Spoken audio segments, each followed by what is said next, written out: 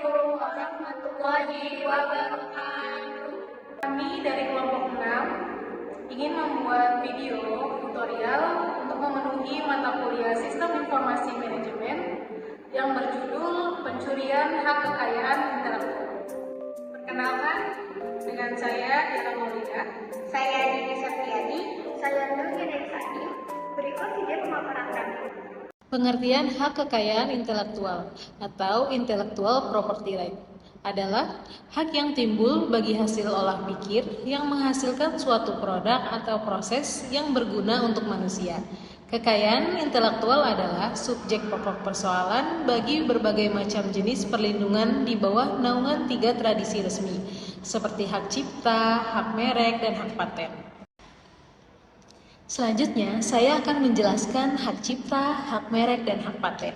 Hak cipta adalah hak eksklusif pencipta yang timbul secara otomatis berdasarkan prinsip deklaratif setelah suatu ciptaan diwujudkan dalam bentuk nyata tanpa mengurangi pembatasan sesuai dengan ketentuan peraturan perundang-undangan. Dalam pasal 1 ayat 1 Undang-Undang Nomor 28 Tahun 2014 tentang hak cipta. Yang kedua ada hak merek. Hak merek adalah tanda yang berupa gambar, logo, nama, kata, jenis huruf, angka-angka, susunan, warna, atau kombinasi dari unsur-unsur tersebut yang memiliki daya pembeda dan digunakan dalam kegiatan perdagangan barang atau jasa. Terdapat di dalam pasal 1 ayat 1 Undang-Undang Nomor 15 Tahun 2001 tentang merek. Hak paten adalah hak eksklusif yang diberikan negara kepada investor atau hasil investasinya di bidang teknologi selama waktu tertentu. Untuk melaksanakan sendiri, investasinya tersebut atau memberikan persetujuan untuk dilaksanakan oleh pihak lain. Dalam pasal 1 ayat 1 Undang-Undang Nomor 14 Tahun 2001 tentang hak paten. Paten mengizinkan pemiliknya melakukan monopoli eksklusif terhadap ide di balik penemuan yang diperolehnya selama 20 tahun. Prinsip-prinsip hak kekayaan intelektual merupakan penyeimbang kepentingan bagi masyarakat, yaitu sebagai berikut.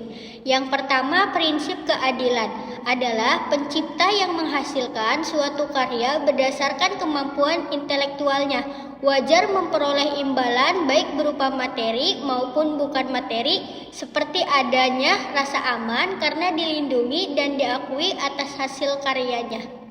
Yang kedua, prinsip ekonomi, yaitu hak kekayaan intelektual yang diekspresikan kepada khalayak umum dalam berbagai bentuknya, memiliki manfaat dan nilai ekonomi bagi kehidupan manusia. Adanya nilai ekonomi pada hak kekayaan intelektual merupakan suatu bentuk kekayaan bagi pemiliknya. Pencipta mendapatkan keuntungan dari kepemilikan terhadap karyanya. Yang ketiga, prinsip kebudayaan, yaitu pertumbuhan dan perkembangan ilmu pengetahuan, seni, dan sastra sangat besar artinya pada peningkatan taraf kehidupan, peradaban, dan martabat manusia.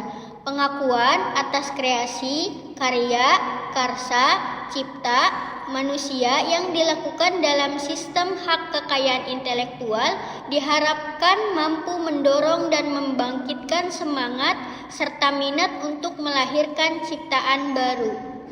Yang keempat, prinsip sosial, yaitu sistem hak kekayaan intelektual dalam memberikan perlindungan kepada pencipta. Tidak boleh diberikan semata-mata untuk memenuhi kepentingan individu atau persekutuan atau kesatuan itu saja, melainkan berdasarkan keseimbangan kepentingan individu dan masyarakat. Pencurian kekayaan intelektual lain yang oleh pengadilan dianggap ilegal terjadi dalam bentuk pelanggaran materi yang dilindungi hak cipta, seperti lagu, movie, foto, artikel, buku, dan karya tulis lainnya.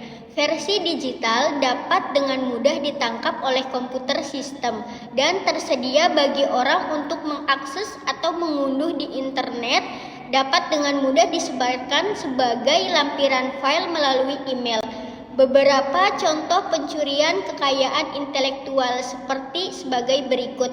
Yang pertama, pembajakan perangkat lunak dan barang dalam segala manifestasinya. Yang kedua, pelabelan palsu. Yang ketiga, merek dagang palsu. Yang keempat, obat-obatan palsu. Yang kelima, pencurian rahasia dagang. Yang keenam, pelanggaran hak cipta kriminal. Yang ketujuh, rekaman film ilegal di bioskop. Dampak negatif dari pencurian hak milik intelektual. Dampak negatif yang pertama yaitu merugikan pencipta. Pencipta kehilangan pendapatan, pengakuan, dan potensi keuntungan dari karya mereka. Yang kedua, menghambat inovasi. Orang tidak termotivasi untuk berinovasi jika karya mereka mudah dicuri. Yang ketiga, merugikan ekonomi.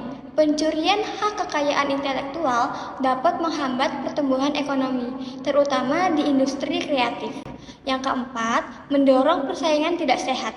Perusahaan yang mencuri hak kekayaan intelektual mendapatkan keuntungan yang tidak adil dibandingkan dengan yang tidak.